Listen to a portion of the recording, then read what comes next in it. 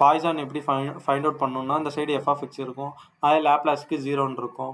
So பாய்சான்ஸ்க்கு formula வந்து பார்த்துடலாம். Poisson formula என்னன்னா, இந்த ஸ்டாண்டர்ட் 5 பாயிண்ட் ஃபார்முலா வச்சு தான் எழுதியிருப்போம். அதை ரீஅரேஞ்ச் பண்ணி தான் இது வந்திருக்கும்.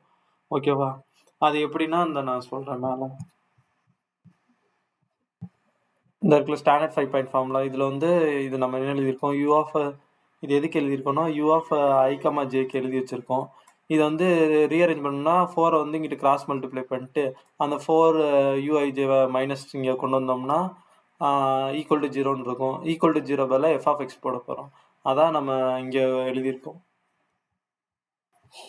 அந்த ஸ்டாண்டர்ட் 5 பாயிண்ட் ஃபார்முலா தான் நம்ம பாய்சான்ஸ் ஈக்குவேஷனுக்கு யூஸ் பண்ண போகிறோம். அதே இருக்குது அந்த 4 மைனஸ் இங்கிட்டு கொண்டு வந்திருக்கோம் ஹச். இந்த 0க்கு பதிலாக இங்கே ஃபங்க்ஷன் வந்து இப்படி எழுத போகிறோம். இந்த ஃபங்க்ஷனை எக்ஸ்பேண்ட் பண்ணி எழுதுறதுக்குரிய ஃபார்முலா இது h² into F of IH/JH. So இது வந்து ஹச் வந்து மெஷ் லென்த்துன்னு சொல்லுவாங்க. அது டேட்டா கிவன் கொடுத்துருவாங்க. I ஆஃப் JH இது எப்படி நான் சொல்கிறேன் கொஸ்டின் போகிறப்போ. ஸோ ஃபஸ்ட்டு எழுதிடலாம். ஃபஸ்ட்டு சம் போயிடலாம். ஃபஸ்ட்டு என்னென்னா 0லேருந்து 3 வரைக்கும் போட சொல்லியிருக்காங்க. இந்த பாய்சன்ஸில் வந்து பாக்ஸ் கொடுக்க மாட்டாங்க, நம்மளாக தான் பாக்ஸ் போடணும். ஃபஸ்ட்டு 0லேருந்து 3 வரையும் போட சொல்லியிருக்காங்க. ஸோ வந்து நம்ம என்ன பண்ணியிருக்கோம், 0லேருந்து 3 வரையும் போட்டிருக்கோம் பாக்ஸு. 0லேருந்து 3 வரையும் போட்டிருக்கோம். அது எப்படி இன்க்ரீஸ் ஆகும்னா ஒன்றா இன்க்ரீஸ் ஆகும். ஸோ 0லேருந்து 1 2 3 அதே மாதிரி தான் ஒய்யும் 0லேருந்து 3 வரையும் போட்டாச்சு. அப்போ பாக்ஸ் பில்ட் பண்ணிட்டோம். அந்த அவுட் பவுண்டரி எப்படி 0 போட்டிருக்கோன்னா அவங்களே கொடுத்துருக்காங்க. பவுண்டரி எல்லாம் 0 u=0ன்னு எடுத்துக்கோங்கன்னு சொல்லியிருக்காங்க. ஸோ பவுண்டரி ஃபுல்லாக 0ன்னு எடுத்துக்கிறோம். அப்போ மீதி இருக்குது u1 u2 u3 u4 இருக்கும். இதை தான் நம்ம ஃபைண்ட் அவுட் பண்ண போகிறோம். ஸோ ஃபஸ்ட்டு அதான் இங்கே கொடுத்துருக்காங்க. எக்ஸ் வந்து 0லேருந்து 3 வரையும் வேரிஸ் ஆகுது பாக்ஸ் டப்பா. அது ஒவ்வொன்றா இன்க்ரீஸ் ஆகுதுன்னு சொல்லியிருக்காங்க. அதே மாதிரி ஒய் வந்து 0லேருந்து 3 வரை இன்க்ரீஸ் ஆகுது, ஒன்றா இன்க்ரீஸ் ஆகுதுன்னு சொல்லியிருக்காங்க. ஸோ ஓகே, நம்ம இது வந்து ஃபஸ்ட்டு இந்த சைடு ரைட் ஹேண்ட் சைடு உள்ள பாக்ஸை ஃபஸ்ட்டு ஃபில் பண்ணிடலாம் எப்படின்னு. அதான் இங்கே ஃபில் பண்ணியிருக்கோம், இந்த RHSன்னு. இங்கே வந்து h=1. ஸோ h=1 தூக்கி போட்டோம்னா இந்த ஃபார்முலாவில் h=1 போட்டோம்னா 1² 1 தான் ஆகும். அப்புறம் வந்து இந்த எஃப் ஆஃப் எக்ஸ் அப்படியே எடுத்து எழுதணும். எடுத்து எழுதுறப்போ என்னன்னா அந்த ஃபார்முலாவில் வந்து h=1 போட்டிருக்கோம். அப்புறம் என்னன்னா இதுதான் எஃப் ஆஃப் எக்ஸ், நமக்கு தெரிஞ்சது இதுதான் எஃப் ஆஃப் எக்ஸ். இதில் ஒரே ஒரு சேஞ்ச் மட்டும் பண்ணோம். இங்கே எக்ஸ் இருக்கிற இடத்துல ஐ போடணும், ஒய் இருக்கிற இடத்துல ஜே போடணும். அப்படியே திருப்பி மீதி எழுதி வச்சுருக்கணும். இந்த இருக்குல்ல ஹச் வந்து 1 ஆயிடுச்சு, அதனால போயிடுச்சு. மீதி எஃப் ஆஃப் எக்ஸ் இந்த இருக்குது -10 i² + y². இந்த இதை அப்படியே எழுதியிருக்கோம். அவ்வளோதான், RHS முடிச்சிட்டோம். இப்போ LHS வந்து பண்ண போகிறோம். LHS என்னன்னா இதை ஃபுல்லாத்தையும் பண்ணணும். இதுக்கு என்ன பண்ணணும்னா முதல் u1 எடுத்துக்கணும். u1னா யூவில் 1,2. அடுத்து u2னா இது 1,2 எப்படின்னா இது வந்து எக்ஸில் 1 பொசிஷனில் இருக்குது, ஒயில் வந்து செகண்ட் பொசிஷனில் இருக்குது. அதே மாதிரி தான் u2 வந்து 2,2ல் இருக்குது.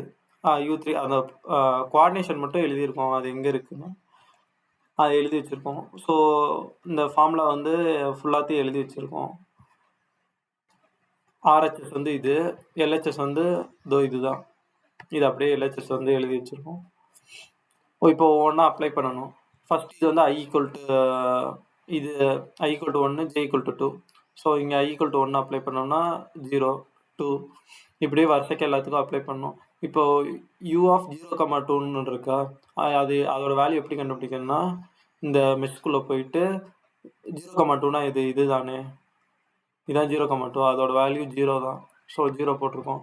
அடுத்து 2,2 எதுன்னு பார்த்தோம்னா 2,2 இந்த இருக்குது u2. ஸோ அது வந்து 2ன்னு போட்டிருக்கோம். அடுத்து u1 என்னதுன்னா u1,1 வந்து என்னதுன்னா u3 அதை எழுதியிருக்கோம். அடுத்து u1,3 வந்து பவுண்டரியில் இருக்கும். ஸோ 0. இது வந்து u1. ஸோ இதை எழுதியிருக்கோம். இந்த சைடு வந்து -150 தான். இது தப்பாக எழுதியிருக்கேன், கடைசி கரெக்டாக எழுதியிருக்கேன். ஸோ -150. இதே மாதிரி எல்லாத்துக்கும் பண்ணணும். பண்ணிவிட்டு இப்போ வந்து பண்ணால் மொத்தம் 4 u1 u2 u3 இப்போ 4 இது இருக்குது. மொத்தம் 4 ஈக்குவேஷன் வந்து நிற்கும். இப்போ இதை எப்படி எலிமினேட் பண்ணுறதுன்னு தான் டாஸ்க்கு. ஃபஸ்ட் என்னென்னா ஏதாவது 2 இது ஒரே மாதிரி இருக்கான்னு பார்க்கலாம். இந்த 2 and 3 இங்கே பார்த்தோம்ல, 2 அண்ட் 3ல U1 இருக்கு. U4 இருக்கு. ஸோ இது 2யும் சப்ட்ராக்ட் பண்ணி விட்டோம்னா, நமக்கு ஒரு ஈக்குவேஷன் மாரி கிடைக்கும். ஓகே. அடுத்து செகண்ட் ஒண்ணு. அடுத்து வந்து என்னன்னா, 1யும் 2யும் எடுத்திருக்கோம். 2 வந்து 4ஆல மல்டிப்ளை பண்ணி ஒரு ஈக்குவேஷன் கொண்டு வந்துட்டோம். இங்க ஒரு ஈக்குவேஷன், இங்க ஒரு ஈக்குவேஷன் கிடைச்சிருச்சு.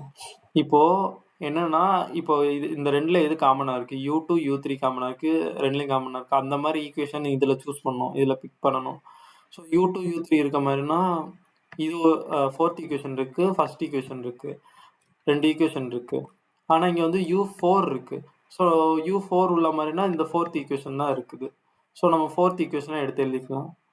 4த் ஈக்குவேஷன் எடுத்து எழுதியிருக்கோம். அடுத்து 6த் ஈக்குவேஷன் இங்க எடுத்து எழுதியிருக்கோம். இதுல U4 இல்ல. ஸோ அந்த இடத்துல 0 போட்டு எழுதிட்டோம். அடுத்து இத கால்குலேட்டர்ல போடணும். கால்குலேட்டர்ல போட்டா அது சொல்யூஷன் வந்து ஏபிசின்னு குடுக்கும். அது என்னன்னா U2, U3, U4க்குரியது. நம்ம U1 தான் நெக்லெக்ட் பண்ணிட்டோம்ல. அப்போ வந்து இந்த ஈக்குவேஷன் எல்லாம் கொண்டு அ U2, U3, U4 போய் எதுலயாவது ஒரு ஈக்குவேஷன்ல சப்ஸ்டிட்யூட் பண்ணா U1 கிடைச்சிரும்.